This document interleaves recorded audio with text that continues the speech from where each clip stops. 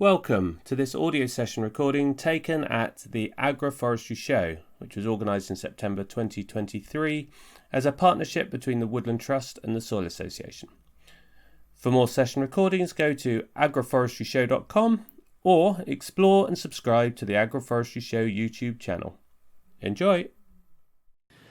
Okay, well, first of all, a huge welcome to everyone that's come to this seminar today. This one's called Seeing the Wolf and the Trees, and it's all about sheep and trees, essentially. Before I start as well, I'd like to give some real credit to the Soil Association and the Woodland Trust and Helen Browning for laying this event on. It is so impressive. It's obviously inspired a lot of interest. And there's a lot of vibrancy out there, and it's great. It's good to see this event taking place. So, yeah. So, my name's Phil Stocker. I'm Chief Executive of the National Sheep Association. So this whole subject is very dear to our hearts, I guess. I've been involved in farming all of my life, really, and I guess I would say that farming has always been through change. You know, it's changed throughout the course of history, to be honest. There's been several different revolutions in agriculture, and I do believe that we're facing a new revolution now, which is more of a green revolution in agriculture, and I think that's what we're facing at the moment. Do you know what? I remember, I know this area quite well, and I used to work on it. I started my practical farming career just over the other side of the hills from here, and I can remember at that time being out with teams of people ploughing fields with, those are in the old days of Ford 7000s. I'm sure some people can remember those, and old Clayson combines. And I can remember sitting around with teams of people having discussions about the fact that we thought we were the bee's knees. We thought we got there, with this equipment. We even had a reversible plough at that time. Goodness sake, We really thought we'd get there. And I can remember conversations where we said, farming's gone as far as it can. It can't go any further than this. How wrong could I have been, really? And we went through a period then of, I guess, really industrialization of a lot of farming, both in the livestock and the arable area as well. And we've come back to now a time where I think there is quite a wide realization that things went far too far, and there's a lot of energy going in, I guess, to try to seek that a better balance, really, a balance of food production alongside good environmental protection and good social standards as well. And I'm known for my optimism, I guess, but I am optimistic for the future because I think people are realizing that we need food, and it wasn't long ago that a lot of our agricultural policy, I think, was very much environmentally focused without much attention on food. Certainly, the Ukraine war has brought that back into sharp attention, the fact that we need a level of food security. There's a really interesting interplay going on, I think, at a governmental level just at the moment, and I think we'll see this over the next 12 months as we approach a general election, that balance between the economy and the environment, and which balance of those attracts voters, is going to be fascinating over this next 12 months or so. But anyway, that change in agriculture continues, and at the moment what we seem to be going through, certainly on a policy level, feels maybe more revolutionary than evolutionary. We're going through a really rapid change, and certainly we were talking earlier about farm schemes, the removal of the BPS, Basic Payment Scheme, and the new in England, the Sustainable Farming Scheme that's coming through, and in Wales, the Sustainable Farming Incentive that's coming through, and then in Wales, the Sustainable Farming Scheme. It does feel more revolutionary. But as I said earlier, I think we are entering an era where food production and the environment are coming more into balance and maybe sharing more equal priorities. If I think back to 2016, just around and post the EU referendum, Michael Gove in that early document, Health and Harmony, I don't know if people remember that, but set out the challenges and the objectives, I think, for farming quite clearly. And I think, to me, they still ring true. And those challenges are that agriculture is expected to improve its productivity. That's not its production volumes, but improve its productivity so that it becomes more efficient. And the government's interest there is to reduce reliance on subsidies. The government do not want to see any industry that is reliant on subsidies for its survival. So they want agriculture to be more productive and be able to stand on its own 2 feet. I don't think there's any farmers that would agree that if we could get to that point, it would be good. No one wants to be reliant on subsidies.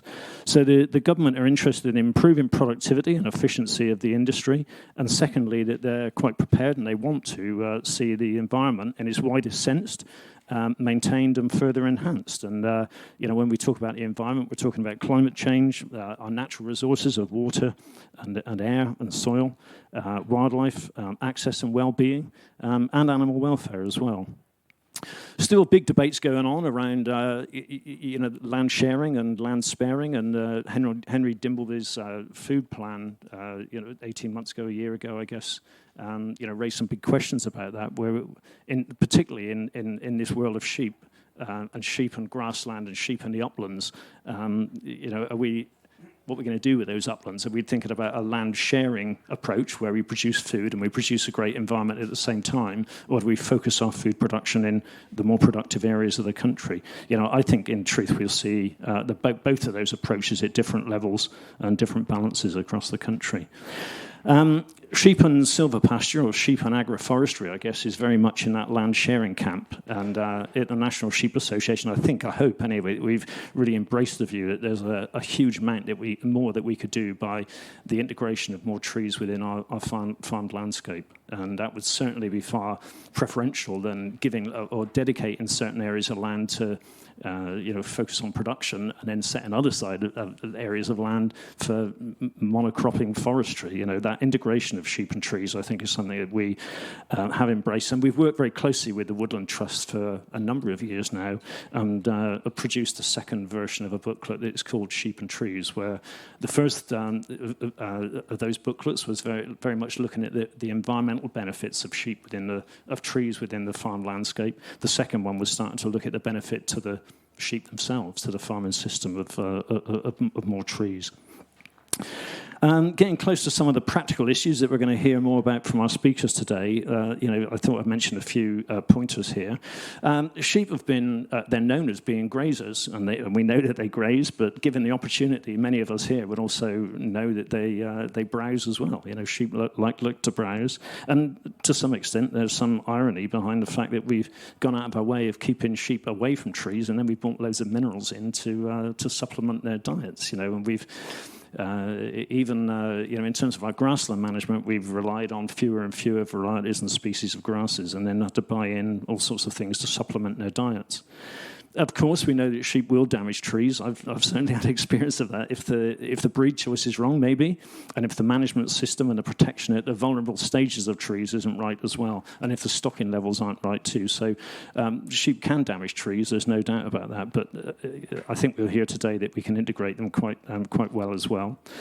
But again, increasingly with climate change and weather pattern change, we're seeing shade become more and more important, and trees provide not just shade but also shelter in the cold and wet weather. And again, that move towards more sheep being kept outside and lambing outside fits well with trees providing shade as well.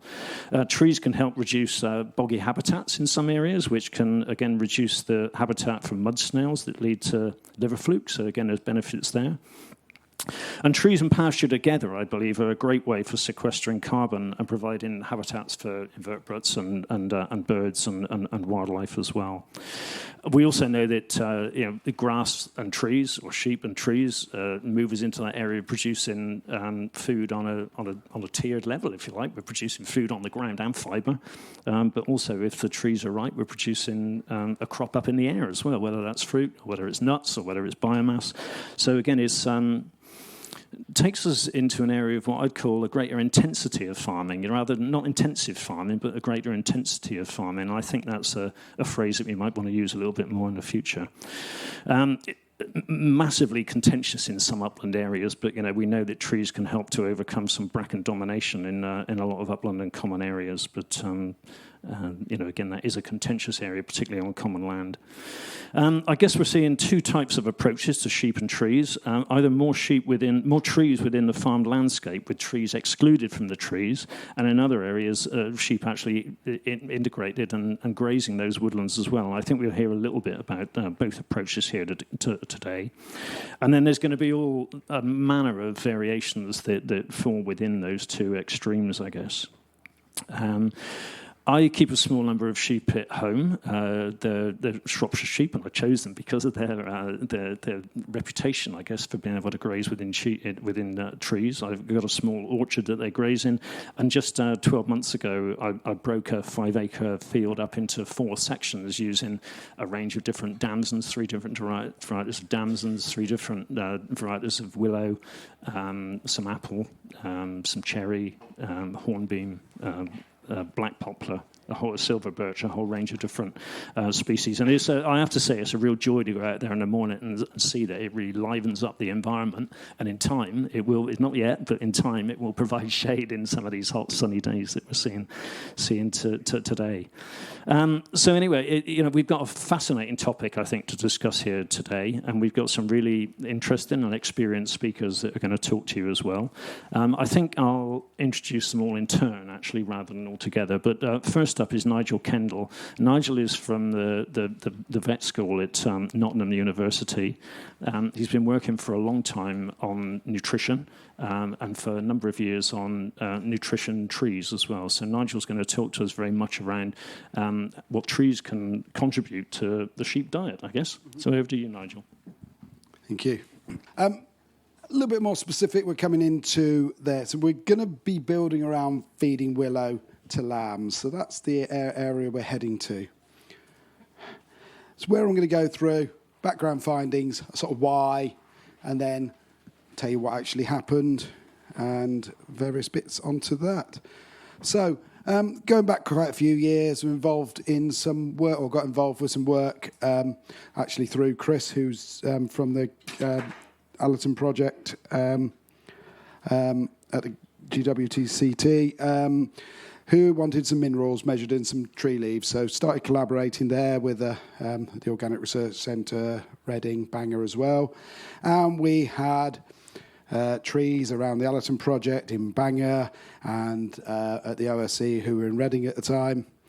And we found all these minerals. So here's the cobalt content. And as you'll see, willow are high in cobalt. Note this is a log scale. So let's change that. Willow are very high in cobalt. Okay, it's about 10 times the requirement of sheep, which are the black lines on there. Well, the black lines, the higher requirement for lambs. The dotted lines, the requirement for ewes. Okay, and also the little corner one has zinc. It's also higher in zinc. Okay, so it's a metal 2+ accumulator, sometimes used for sort of decontamination work or decontamination of pastures because of this metal uptake that it will do. Okay, so we know it had the minerals in it, but what about the basic nutrients? Have we got energy? Have we got protein? Well, yep, we've got energy, we've got protein. The lines on here, 20 lamb growing at 250 and a 40-kilo lamb growing at 150. So we've got plenty enough energy and protein. If we fed them completely willow, we can support the growth. Now, the other thing to remember with willow against grass is grass has got more lignin in. Surprisingly, than willow leaf. We're talking about the leaf material. We're not talking about total sort of mulch up, chip and everything. So we're just talking about leaf. Okay, why am I getting excited by high cobalt? Because I certainly did get excited seeing those results and thought, I've got a use for this. Okay, so what can we do? Well, what we've done as well, again working with Chris at the Allen Tree Project, we'd done a whole load of field mineral analysis going through 2 years. Okay, this is a predominantly perennial ryegrass fields. We had some with clover in, and they weren't quite as low, so clover was better in terms of cobalt content. But you'll see we are not meeting this lamb requirement across that June, July, August, September, the time where the lambs need this. The cobalt's used for B12, which again you'll know is required for growth. So particularly as lambs, we're trying to grow them quite fast in that time when we've got low cobalt. So we've got a need. Interestingly, the red line was a much drier year than the blue line, and you'll see the cobalt's much lower. So it is related to rainfall. I haven't been as worried about cobalt this summer for some reason. I'm going to start to get worried soon. So we might have just shifted our seasonality a little bit on that. So you'll see we got that. So can we use willow as a biosupplement or a supplement for for cobalt. So we had some lambs, we split them into groups, we did this, we got rid of any confounding selenium and iodine and worming issues by having all that out of the way, split them into groups. So we either fed them 300 grams a day of fresh willow, or we drenched them with enough cobalt to meet their dietary requirement for the 2-week period, or we did nothing to them. And one of the things we learned is weaned lambs and 4-line electric fencing do not mix. So we had some problems with that. A switch to netting and altering of the trial design did alter some things. But what we did was basically took blood samples and weighed them at the start and at the end, and really for the intent for cobalt, looking at the vitamin B12 concentrations as a functional marker. So just showing you the grass we fed against the willow and against lamb requirements. You can see the cobalt concentration of the willow in the trees that we fed. These were just goat willow trees found around the farm. I'll show you how we presented them in a minute and tell you the advantage of having a 6'4" student doing this work. So you can see we're much higher there.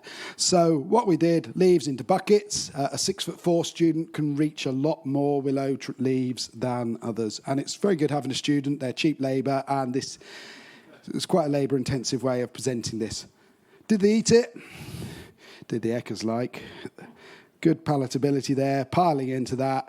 And a nice little graph there showing the percentage they're eating of what they're offered. So, again, they were just about clearing it out most of the days from the buckets. And that's the bit about sheep putting heads in buckets as well, which isn't always a thing they like to do out at pasture. Did it work as a supplement? So here, slightly complex one. We've got the black lines are the B12 concentrations, and the traffic light system are the number of sheep. So you can see on the willow, we had 1 sheep that was deficient at day 0. A few that were marginal, 4 that were marginal, 3 that weren't. By the time we reached day 14, they were all sufficient. Whereas the other groups didn't really alter. So the drench did nothing more than the control group, really, which fits with other work we've done in terms of the drenches, which cobalt drenches last about 6 days, and that's about it. If you want to cover that, then you need to be in weekly drenches. Again, that's good information for later on when we're saying, how can we best feed willow? Okay, so the other, it's not moving. There we go, it's moving now. Okay, so what we're going to do now, what other sort of questions have we got? Well, how much willow leaf do we need? We fed 300 grams a day there, that's quite a lot. Okay, those buckets there, do we need that amount? Do we need it that regularly? Can we get away with feeding it less? I said about the drench. When we do a drench, if we do a weekly drench, we're fine. If we do a weekly feed of willow, that might work. Growing lambs, we can offer some willow when we're drafting at the draft or whatever. Or we have somewhere we can mob graze them in for a day, bring them out again, and then we're not absolutely hammering the willow. We're making sure they've got availability, so we're not driving them to eat bark, because we don't really want them to eat bark. We could use cut and drop. If you look in the next field over, there's some lovely willow that was pollarded about 4 to 5 years ago, and that would make lovely cut and drop. So that pollarding situation. Systems of planting, utilisation, situ browsing. So, can we actually plant, have those fields, have the corners of fields off so that we can use those, have a little plot in there, have plots, have lines. There's so much, and that's here today, sort of you'll pick up all the different systems. The talk on cows had some different systems, which included some willow as well as some mixed things. And can we work with the energy biomass production? Short rotation coppice. They're interested in the woody bits. Leaf is a byproduct. Leaf is a waste product to them. But the potential of leaf is so great that we can use these. Other benefits, of course, it's a feed stuff. It's got energy. It's got protein. Last year, we came through the drought. There were so many pictures of farmers complaining they had no fodder for their animals. Burnt yellow fields in front of them with a lovely green hedge, with a lovely tree lining, going, yes, you have got feed. Get your chainsaw out. It's there, emergency fodder, or even bringing it into it. There's anthelmintic properties of willow, feeding willow. There's the tannins, but there may be some other compounds in there that are causing some effect, as well as things like the increased cobalt and increased zinc will also help with those. And of course, you can't neglect your shelter, your shade, especially today. You're loving your shelter and shade. And We can make living hedges. We'll use hedges. We can make living fences. You've been to the park. You've seen those little willow runs that the children run through. We could do that as a fence. We can be creative with this. I can't press that pad. Okay, funding this work. Woodland Trust funded work and led to a lot of it. Ben was the project student and Giraffe, who's now in practice up north somewhere. We've got the full paper of that published. Kat in the lab, who did a lot of the analysis and still drives analysis. Chris, who sat in the audience there, and then the other collaborators from Bangor, ORC, and Reading on this work. Just one final point I want to, and also we funded it through some funding as well, additional funding from the vet school and Ivetna, which is a diagnostic lab that I run at Nottingham. So the other thing, we talked about working this with short rotation coppice. Here's actually a picture of some short rotation coppice. This was coppice to the ground in April, and this is when it's been grazed in October. Now you can see that massive regrowth. We've got 2 metres of willow there in about 8 months. And you can see the grazing in the bottom. So that's just grazing out the bottom. But look, all that leaf up there that could we harvest, could we use, could we graze? There's so much potential on that. Okay, and just one final point. We've recently launched a feeding willow to sheep discussion group with innovative farmers. There's some flyers down there. I will be on the innovative farmers stand between 3 and 4 this afternoon to discuss it if anybody wants that. And they've got sign-up sheets down here as well. So, okay, thank you. Thanks, Nigel.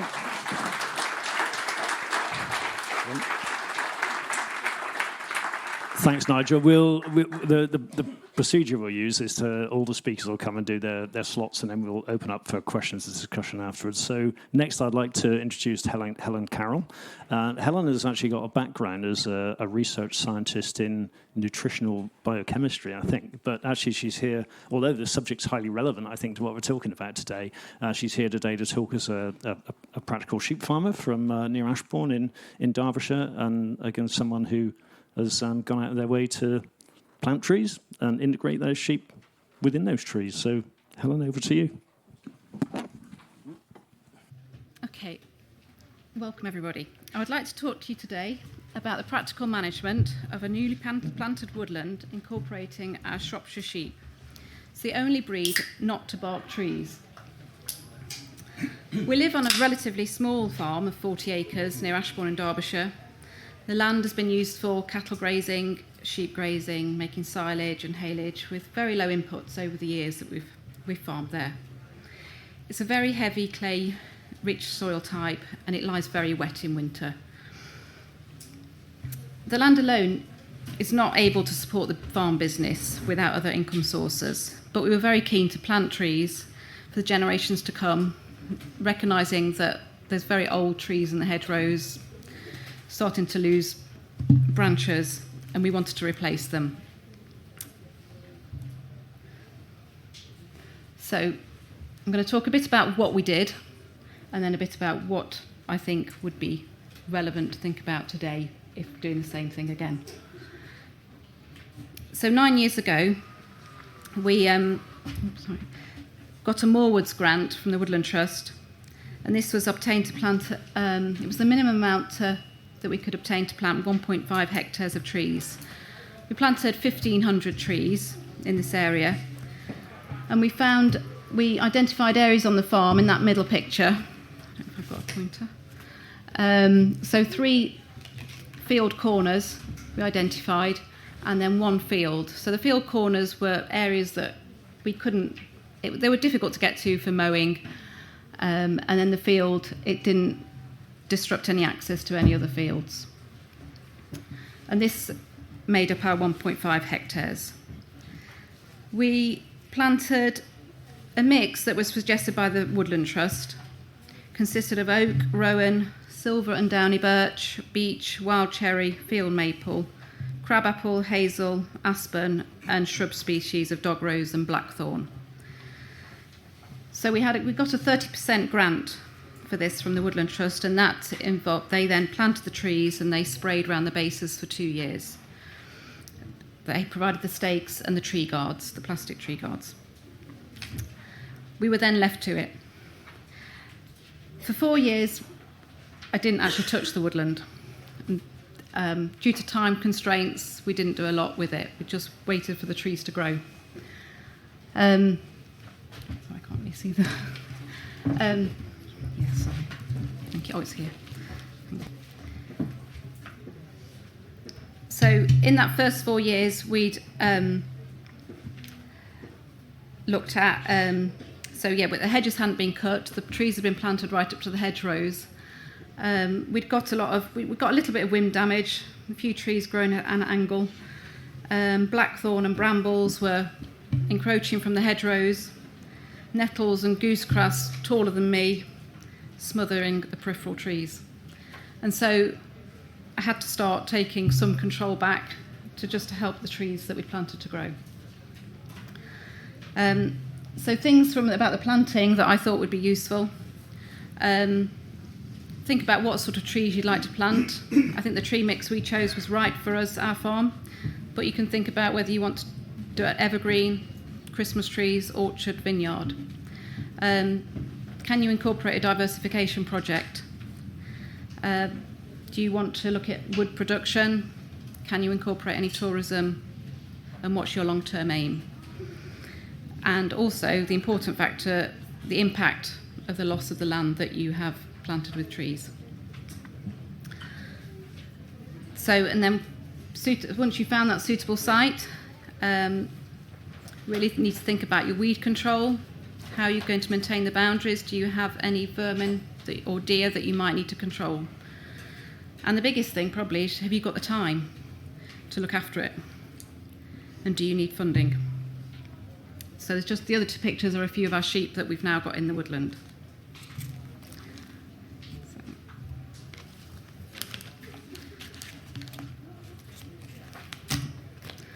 So as I was saying, we started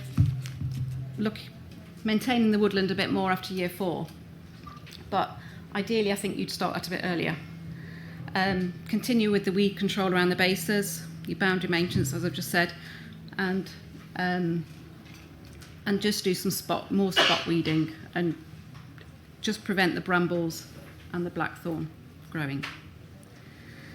So in years 4 to 6, that's when we did start the real maintenance, and it sounded like a nice Sunday afternoon job, and it took well over a full week in time, and we got our local neighbours who couldn't go to university because of COVID, who filled 4 builders' dumpy bags full of plastic tree guards. That was just from the 1,500 trees. So you then you need a skip in to get rid of them. You need to pay for disposal. And as I noticed travelling down today, the numbers of plastic tree guards, and I think they probably are plastic, not the biodegradable ones by the motorway. And I dread to think about the plastic going into the ground, because as in 5 to 10 years' time, that's when it starts shattering. You get the hard, really sharp splinters of plastic just going into the ground. And that was something that I really wanted to avoid. And so you really need to maintain that around the tree bases, just so you can get to the plastic tree guards. If your blackthorn has grown in around the trees, you're never going to get to it, and it will just go into the ground. So ideally, from 3 years onwards, continue that weed control, start your tree guard removal, because they will start to shatter probably about 5 years in, and they're just difficult to clean up. We also prune the lower branches to help the trees grow upright. If they're starting to fork, it just helps them longer term. And then from 6 years on, we introduced our Shropshire sheep. But I would have thought you could actually, from years 2 or 3 onwards, you could put them in for short periods of time, and you just use the Shropshire sheep ewes. Don't put any lambs or rams in, because they will bark the trees. It is just the ewes. And keep an eye on them still, but they will graze around the trees successfully and just keep the grass down and helps with the overall maintenance. So even 2 or 3 times a year just is enough to keep that level down.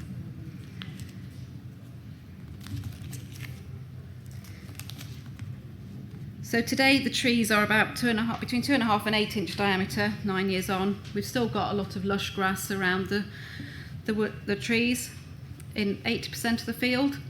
So there's still a lot of grazing, so we can still use the sheep there, and it still needs to be maintained. And we believe that the balance between this grazing of the Shropshire sheep has increased the biodiversity. We've left the wood piles on the ground, and we see a lot of wildlife in the woodland. But at least we've given the trees, we've lost probably a handful of trees from that 1,500 we planted, and I think that is quite a good success rate. So Shropshire sheep can be used and are used around the country in different tree plantations. And these pictures are taken from the Shropshire Sheep Breeders Association. So here, top left, we have Shropshire sheep in a vineyard. It's been found that by Shropshire sheep grazing the lower leaves of the vineyard, of the vines, allows some more sunlight in, increases the airflow, and you get less disease in the vines. It also controls the grass growth at the bottom. They've been used very successfully in Christmas tree plantations, helping the Christmas trees, giving them the best start, and also orchards.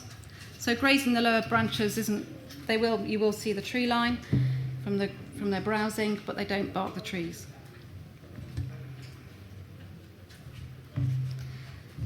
So more information using Shropshire sheep in woodlands can be found in the 2 Crops from 1 Acre booklet, and this can be found on the Shropshire Sheep website, and more information about it.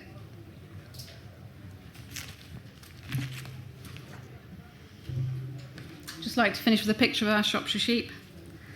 I think we made the right choice by putting them in our woodland.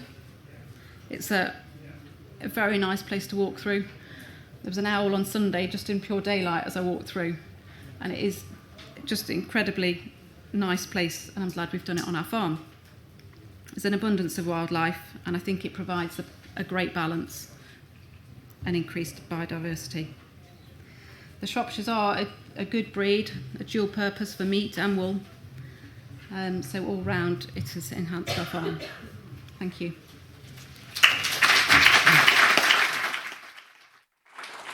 Right, thanks, Helen. That brings it all back it brings it to life a little bit. And I think I can verify that Rob Kirby, who is the president of the Shropshire Sheep Society, is here in the audience today. He's not paying you, is he, Helen? I don't think. But I can also see this really is the land of innovative farmers, isn't it? Everyone's using their show guides as fans, really. That really is innovation. I'm sorry it's so hot in here. But anyway, that was great. Thanks very much, Helen. And next up, and the final of our 3 speakers, is Jake Locke. Jake is the founder of Silver Sheep. Silver Sheep is a brand that is focusing on sheep dairy products from sheep integrated within trees. So, Jake, pass over to you. Great. Right, we're off. The clue's in the name, Silver Sheep.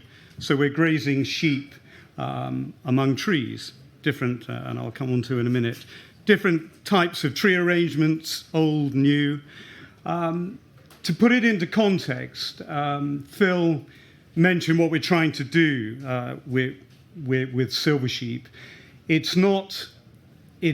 got a pilot farm, which is just up the road, Dunthrop, in the Cotswolds. But we're trying to come up with a system and a brand-based method that could work throughout the country and maybe help all farmers who want to diversify, existing sheep farmers, and possibly new entrants, because regen farming is really exciting space. So if new people can come into it, that'll be even better. So we've got a pilot farm, 500-hectare farm in the Cotswolds. I've got Bryn at the back. I'm going to point him out just to include the audience. He's smiling. And Bryn we're working with in Wales, in Pembrokeshire. And Bryn started from dairy. We're at Dunthrop. We're coming at it the other way. We're coming at it from starting with a hardy breed and trying to breed in dairy and see what happens. And then we're trying to organise an upland farm in Cumbria, which hopefully I should know a little bit more next week. So Dunthrop, sheep have been the first grazing documentation we can find at Dunthrops in the 12th century, where monks asked to graze their sheep on the land. So there's a bit of history with sheep at Dunthrop. We're starting with Romney because we think they're a very hardy breed. And what we're trying to do, as well as create a product and secondary products, whether that's fruit, nuts, timber, the circular production where it could be peat-free compost, could be biomass, we're looking at breeding as well. So what we're trying to do is create a climate-resilient UK breed, which isn't going to happen overnight. And autumn tup with half the flock is going to be with Lacon Clin cross. So we've got the grams ready. So we're going to breed in slowly what we think is where we want to go. And there's a reason for that, why we're not going straight for the traditional dairy breeds, which I'll come on to in a second. And just to give you some idea of the pictures, that's the Romneys this winter. Dunthrop it's a traditional arable farm that's transitioning to regenerative practices. So in the winter, we mob graze them, and they can graze winter crops, barley, and as well as the pasture. Now we planted quite a bit of willow, goat willow, and I'll come on to that in a sec. That's how I got quite excited about the idea. And I met Nigel and Lindsay, another audience plug, from the Organic Research Centre. So we've got various plantations. We've got 3 fairly newly planted plantations, one just purely willow. And I won't go into it for the very reasons Nigel mentioned. You know, we're looking at the health of the sheep and what we can bring into the product. And then there's an ancient woodland as well. Now, it's brand led, and the idea came. I've always wanted to create a yogurt, and I thought, yeah, I like strained yogurt because I think it's high in protein, low in sugar. And I traced that back with the research I did to I guess, the ancient sheep breeds. And then I thought, okay, I want to biofortify it. And that's when the idea came. And then when I started looking at it, I started to learn about agroforestry and silvopasture. And I thought, no, let's try and do the natural biofortification through the animal in the field. So the research, before I go on to the brand, the research we're doing, as well as things like Nigel's doing, whether it's cobalt, we might be looking at, if we're breeding, does that enable the lambs to become healthier and stronger, ready for tupping? The other thing we're interested in willow is, because of the salicin properties, that's good for sheep. Can we transcribe that through the ruminant into the milk itself? And if we can, then we have a nutraceutical product.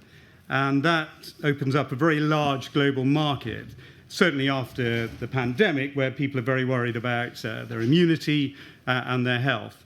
We're working with Lindsay and Hannah Davis. I don't think Hannah's here at Newcastle, because it gets quite complex. It's how do you get the nutrient flow through the ruminant? So if you take it too quickly, then the animal will suffer. If it's too slowly, you won't transcribe any benefits into the final product. So it's a slow burn, and we'll probably get it all wrong, or correct me if I'm wrong. But we're trying to find out the sheep in the agroforestry environment, what we can actually achieve. Now, the idea is the yogurt came about because certainly in the UK, the natural 500-gram big pot, it's the fastest growing, the biggest selling market, according to HDB. So it's a significant market in the UK. A lot of people, I can't remember how many millions, but lots of families buy yogurt. Globally, it's about 120 billion, the global yogurt market. And the timing's probably right because it has so many health benefits. And a government survey done in 2021, they said 62% of UK households have probably changed their diet as a result of COVID, just looking for better ways to eat, and probably driven not so much by weight and obesity, but more by immunity. So they're just looking at foods that might do that. And I know Nigel's very big on this, and I'm not going to make a claim because he's going to kick me. You've got to be very careful about making big claims, like our yogurt cures cancer, for example, which you just throw things at me. Yeah, thanks. But I think it's a start, because if we do, even if we fail in the nutraceutical aspect, the yogurt has so many benefits itself as a natural yogurt. And it's within a very holistic regenerative system. We've got a wool pathway as well. We're working with Morley College in London, Jen Hunter of Fernhill Farm in the Mendips, and a couple of explorers, one of whom is, anyone know Lise Wortley? She's got a website called Women with Altitude, and she goes around the world doing expeditions wearing the clothing they would have worn years ago, so no plastics or synthetics, and she gets really cold sometimes and wet. But we're going to design a Silver Sheep branded woolen garment for her and maybe a few others for the next exhibition. The whole point of the brand is, as well as the nutrition and the environmental credentials that will bolster the brand, because we're trying to scale up the system across the UK, the stronger the brand becomes, we can reinvest in the field.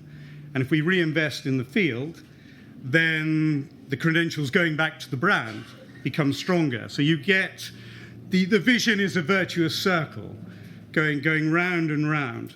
So it's all contained within itself. Nothing's getting spilled. It's very circular. So that's why we're brand-led, rather than let's try and make something and try and sell it. We're going to come at it from the market side. The market, we're looking at a couple of things. One, we're involved with Charlie Curtis, and everyone knows who's an agronomist. Rather than yield per hectare metrics, we're looking at, can we come up with a nutrition per hectare metric?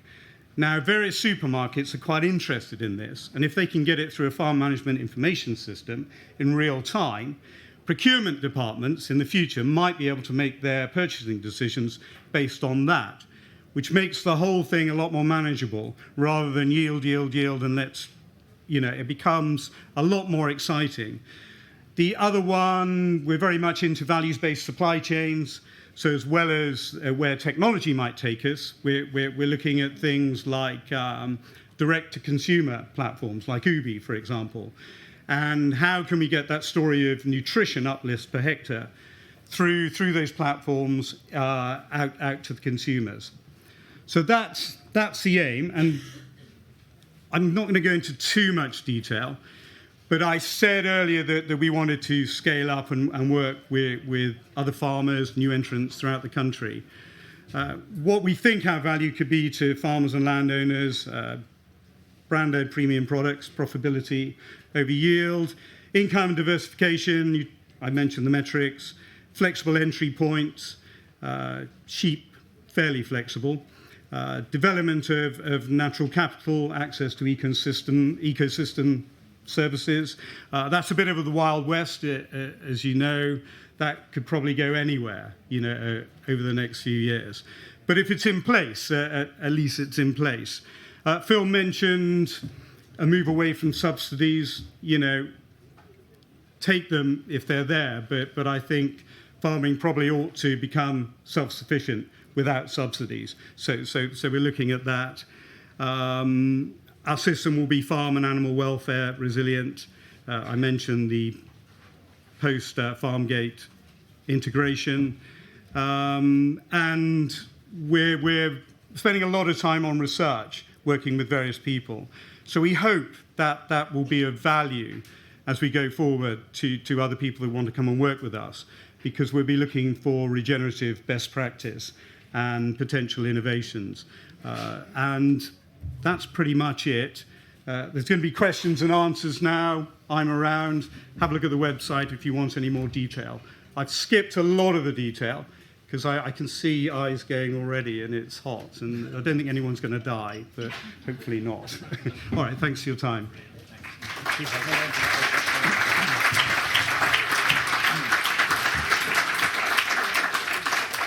Thanks, Jake. That was great. And some real cutting-edge stuff there around, I suppose, market positioning and brand development. No, it's really, really good. I think we've had, you'll agree, I'm sure you've had three great presentations, great speakers. We've covered quite a lot around nutrition.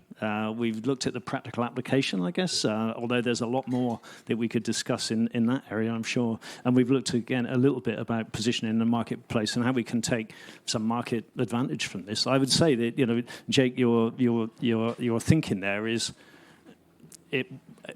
forward thinking, but I would say it's completely in line with where we're told from our ministers and Secretary of State and lots of other people about where Britain's agriculture is going to be going in the future. Britain is not about producing big volumes of commodity products. We're about high standards, premium products, products with provenance, and rightly or wrongly trying to seek out those high-value markets. But again, that comes back to very much the subject of health, human health as well, really. So I think we've had three great presentations. We've got plenty of time now, probably up to 3/4 of an hour. Is it 1:15 we're closing? I think it is. Yeah? Tent manager? Yeah? So we got plenty of time for discussion and questions. Does anyone want to kick off? I think the rules are that we wait for a moment for a microphone. If you can just give us your name and where you're from. And Harriet. No, it's just a silly one, really. But could you make woolen stuff for cyclists so we can get rid of all that awful lycra, do you think? Yeah. It'd be a blessing. It's good you're thinking about that on a day that's like today. Is that the answer? Well, in theory, yeah. I mean, you can make anything, and I guess it depends how far you want to go in the blend, to make it practical, and whether, I guess, for us, if we went too far, we might say we've lost our authentic voice. You could have very padding, woolen padding. You could knit them. Oh, for the breaks? No, for the trousers. Is that what they're called? I don't know. Oh, yes. Oh, for like a bum cushion. I don't see why not. Yeah. And when I go cycling, I don't wear woolen clothing, but I'm going to try it out now. I'll report back. I'll get wool rubber. Okay. Just another bit on that. While I was travelling back from Devon the other day, I ended up sat on the M5 because it wasn't moving. But on the radio at that stage, they were talking about low wash and stuff. But there was somebody that actually cycled from Land's End to John O'Groats using a wool base layer that they didn't wash all the way. So it's sort of there already. It's on the way. I think it is there, isn't it, really? And it is all about superfine wools and low micron count wools. And there's one or two breeders here in Britain that are specialising in superfine wools. It's still tiny, but there are products coming through now. I think we are. We all know what the wool market's like at the moment. It's just disastrous. And I think we are suffering now from decades of a lack of innovation and market development and product development, and again that reliance on a global commodity, which has led to no real innovation in the wool market. We're starting to see that happen now. It's never too late, but no. So just jumping in with the innovation and going back to something as well in talking about the plastics, there's woolen tree guards over there. Absolutely. I mean, Helen was talking about that subject, really, alternatives to plastic tree guards. But, yeah. I mean, with the wool and picking up from what Phil said, historically it became very aggregated because of the merchants and the big landowners, if you go far enough back. But conversations I've had, if anyone knows Joe Dawson, Dawson Wool, land to market people there, there's a feeling it might, if this is the word, de-aggregate in coming years, which will provide more opportunity for small producers. But at the moment, it's quite hard to do anything at scale because of the aggregation. But that's not to say if you have a strong brand, it can't be done. Okay. Okay. How do you integrate sheep into the Silvopasture if you haven't got tractors? I must admit, the Shropshire claim was a bit. I think there are other breeds that won't. Some breeds are a little bit, but as much as anything, is if you don't want sheep to bark the trees, then they need to have enough food. They're not going to go for the bark preferentially early if there's other feed there. So that's the bit in terms of what we're doing with the willow, where we're talking about, okay, take them out. Mob graze, get them in, get them out. Don't leave them in there short of food. So as long as you're in a food-rich time, you've got full bellies, they're not going to eat bark. But if you're starting to get empty bellies, then they're going to go, I'm hungry, there's no leaf, there's no grass, I'll eat bark. Helen, do you want to Yes, sorry. The thing about the Shropshires is you can probably leave them in there. That's the difference. So make other breeds, you'd have to keep a close eye on them. I've not tried it with other breeds, but the Shropshires you can leave in. Again, my limited experience is that the Shropshires will browse, definitely, and that's a good thing. They'll browse, the browsing is good. Yeah, but they do tend not to eat bark. They tend not to bark trees. But I think you're right, lambs will. Yes, so we've had a couple, or the rams especially, if you put a couple of rams in, even with ewes, the ram will go straight for the bark, and lambs as well. It's just probably best to stick to the ewes. You've got to be careful, haven't you? You do. You still have to keep an eye, but you're checking them every day anyway, so twice a day. So you keep note of these things, and you can take, as long as you don't just have woodland to keep them in, and you've got other fields for them, then 3 times a year, keeping them in there, take the grass down, take the weeds down. And it seemed like your trees were some 4 years old at least before you introduced sheep into those trees. Yes, but they were actually 6 years. But I mean, even today, we've got ones that still haven't grown particularly well, at 2 inches in diameter. They're still growing. That they haven't been barked. Yeah, they're just slower growing. Yeah. Okay, third row back. Hi, my name's Liz Watson. I was just wondering if, especially if you're mob grazing, if the sheep could have too much willow, or if there's anything you need to regulate, and if you could say something about other tree species like hazel and the value in other tree species as well. In terms of too much, we've got to the stage of feeding 50% willow, so that is 50% of the diet as willow, and as much as anything that was a gut loading trial, but it had a lot of willow in. They ate it at that rate. They were still eating it all at that rate. Whether there's any problems that you're going to have too much salicylic acid or anything there is different. So I wouldn't be looking at having it at that rate. I'd still be looking at having grass, other species of trees. I haven't done any work directly on hazel, but there's no reason that it doesn't have the energy and protein that the other species have. There's different palatabilities, different energy and protein content in different trees. It's a matter of finding them on a general nutrition, finding the ones that match your situation. But in total, I'd still probably want to have that balance of willow and grass in terms of that. But if you're having a quick mob graze, it might be they're going in and eating almost entirely willow for one day, but then you move them onto another field, and that then will mix in with the rest of the sort of grass in the belly or grass in the rumen over the subsequent days. Nigel, have you done anything on drying willow and feeding willow, dried willow leaves later in the season or anything like that? I mean, does the nutritional content stay the same? Haven't done anything directly, but there's been a fair few, quite a bit of anecdotal work and tree hay, and we've done. I've looked at some work that Tim Downs has done. Well, some stuff Tim Downs has done where he pollarded willow, left it on a trailer to dry, then actually fed it to his dry cows, but fed it as a whole chip, which a lot of people, one comment that, a lot of people are looking at, we'll just feed willow chip. Generally, the nutrients are in your leaf, not your bark so much. A little bit in your bark. It's got higher zinc in terms of willow in the bark, and definitely not in your heartwood. So, I'm very much, let's feed the leaf, not the rest of it. And even the little green shoots will say, they're really good. They still dilute out your energy and your protein. In terms of, there was a second part of that, wasn't there? Nutritional. And drying it. It's something we're looking at, and potentially be able to get a sort of a potential a dried willow pellet that we can use out of season if need be. So it's something to potentially look at that drying. But again, it's a work in progress. Phil, we tried it, and the Romneys ignored it completely. So we for us, dry willow didn't work. Okay. But I don't know if fresh that willow means did. anything. It Fresh willow did. could be, could be a number of reasons, as we discussed earlier.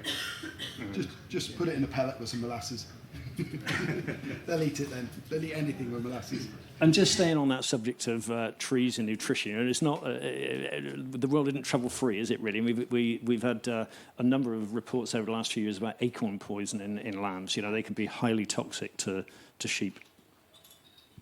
Yep, you got acorns, and it gets even worse if you get horses involved, because as soon as they get the sycamore saplings and things as well, that they'll go. So yes, there are those bits that it will come through. But interestingly, the other day I was doing a walking across some sort of woodland grazing, and there was loads of sheep eating ragwort, and I suddenly got worried, and then actually found some, or somebody sent me some papers on that, and your sheep can actually graze ragwort, which is something we'd not really done, and you can use use sheep for controlling ragwort, which is done. There's a nice load of scientific papers out of Germany at the moment.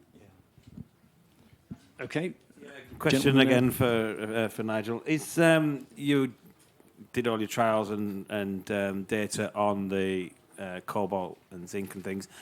As a result of that, did you do the daily life weight gain, finishing weights, anything like that on the back of that? Trying to at the moment. It's one of the things that the feeding fellow sheep to do that on farm. We've tried to get money for various research grants and things for doing this.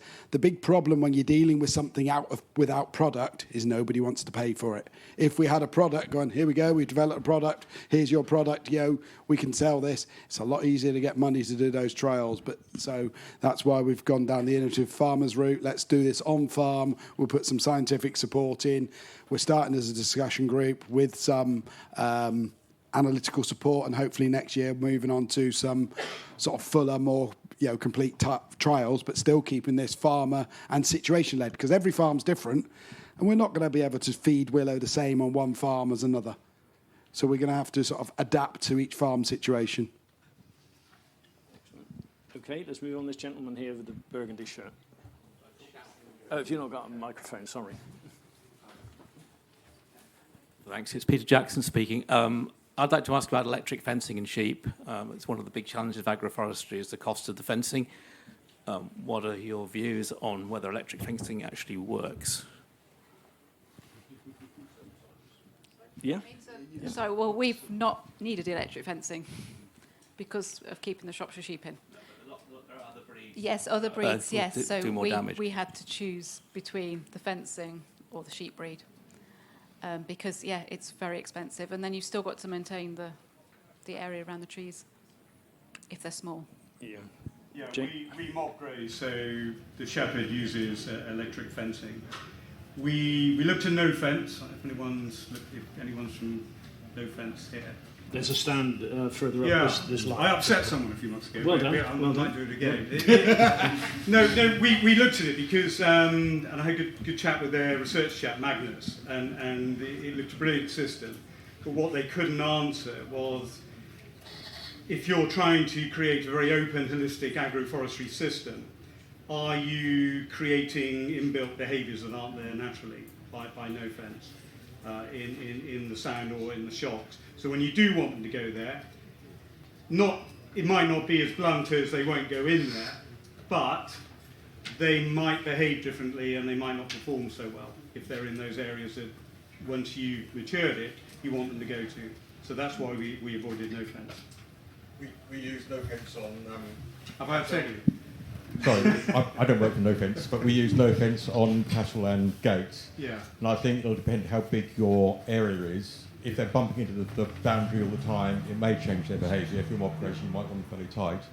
But if they've got enough room to wander around and come across it occasionally, I don't think it'll make a lot of difference from what we've seen. Yeah, I think you're exactly right.